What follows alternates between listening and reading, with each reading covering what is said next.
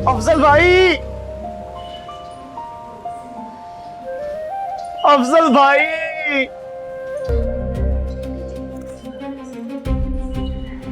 क्या हुआ है अफजल भाई? मैं आपके शहर आया हूँ, आपके पास, आपको खुशी नहीं हुई?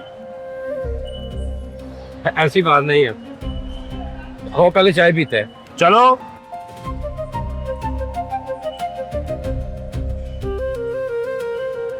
तो बस फिर मैंने सोचा कि काम से थोड़ा ब्रेक लिया जाए, मरी का ट्रिप मिस नहीं करना चाहिए।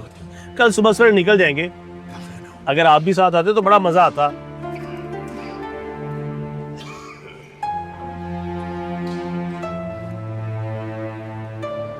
अच्छा यार, ये बता, तेरा प्रोग्राम क्या है? किधर ठहरेगा?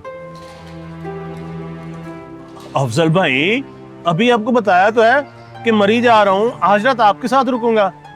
अगर आपके पास जगह नहीं है, घर में कंफर्टेबल आप नहीं है, तो कोई बात नहीं, मैं होटल में रुक जाता हूँ। यार मेरे पास टाइम नहीं है। बेहतर यही होगा कि तू होटल में स्टे कर ले। अच्छा भाई, मैं तो आपसे मिलने आया था, अब आपके पास ना मेरे लिए टाइम है और ना जगह, तो फिर मेरा यहाँ रुकने का फायदा ही नहीं है। मैं अभी मरी चला जाता हूँ, अभी कौन सा गाड़ी नहीं मिलनी। और ये जो आपने एहसान किया ना मुझसे मिलने का, ये भी ना करते, कॉल पे बता देते। ओके, अल्लाह हाफिज, मैं चलता हूँ।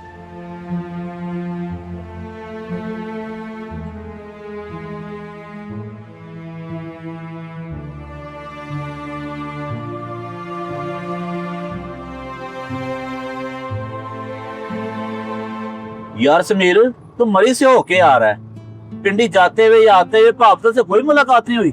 उसका नाम ही ना ले, उससे बड़ा खुदगर्ज और मतलबी इंसान पूरी दुनिया में नहीं है। मरी जाते हुए गया था उसके पास, सरकार के पास टाइम ही नहीं था, गेड़ा कर आ गया, मुझे रफू चक्कर हो गया। दुबई में 3 साल मेरे साथ रहा, हमने इकट्ठे काम किया है। वहां पे तो ऐसे था जैसे इससे मीठा इंसान पूरी दुनिया में नहीं। मैंने भी कहा नहीं तो ना सही, मैं भी मरी चला जाता हूँ, मुझे कौन सा गाड़ी नहीं मिलनी। हो सकता है यार उसकी कोई मजबूरी हो। मजबूरी? कौन सी मजबूरी? कोई मजबूरी होती मुझे बताता, क्या मैं समझता नहीं? ड्रामे है बस। मैंने तो सोच लिया है जिंदगी भर उससे मेरा नहीं मिलना, मेरी तरफ से तो मर गया वो। तू बस चाय मंगवा। मंगवाता हूँ यार, 2 कप चाय देना।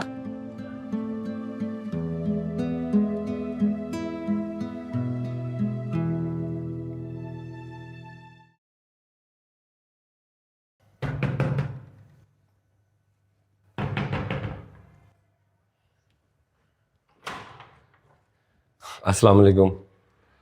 कैसे हो समीर? वालेकुम सलाम। हाँ जी, किससे मिलने आए हैं? तुम्हारे शहर में तुमसे मिलने आए हैं, और किससे मिलना है? लगता है साल पुरानी बात का गुस्सा भी नहीं गया, और तुम फोन भी नहीं उठा रहे मेरा। इस बात को छोड़ें, बताएं क्या कहना है, क्योंकि मेरे पास भी टाइम नहीं है। सारी बातें फ्लैट के दरवाजे पे करोगे या अंदर भी लेके चलोगे? फिर बैठ के बताता हूँ कि उस दिन क्या हुआ था, फिर बेशक अपना गुस्सा निकाल लेना। आओ।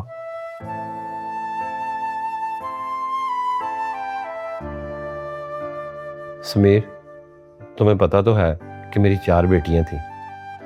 दुबई से वापसी के बाद बड़ी मनतों मुरादों के साथ अल्लाह ने एक चांद सा बेटा दिया, जो पूरे घर वालों की आंख का तारा था।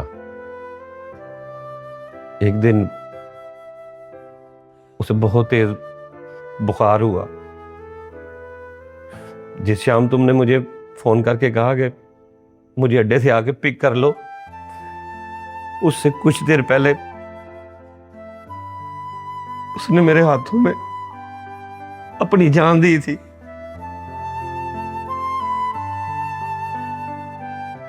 मैं अगर तुम्हें उस वक्त बता देता, मुझे डर था कि कहीं तुम अपनी मोहब्बत और बेतकल्फी में खुद रक्षा लेके घर आ जाओगे।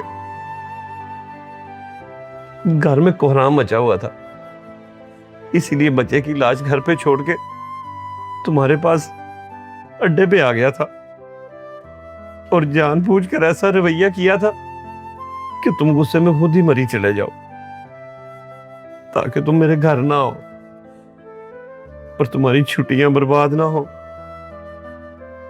किस्सा मुख्तसर, जितनी तुम्हें खुशी थी मरी जाने की, मैं नहीं खराब करना चाहता था, इसलिए मैंने ये सब कुछ तुमसे छुपाया था। और जब तुम नाराज होके जा रहे थे तो मुझ में इतनी हिम्मत नहीं थी कि मैं तुम्हें रोक सकूं, क्योंकि मुझे वापस जाना था, अपने इकलौते बेटे को दफनाना था।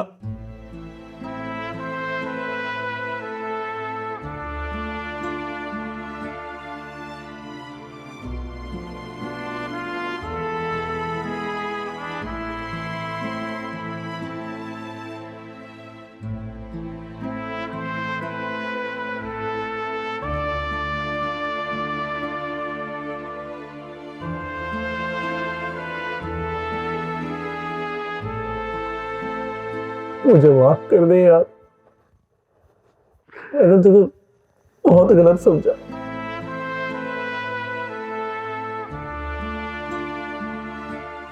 कोई बात नहीं यार, माफ कर।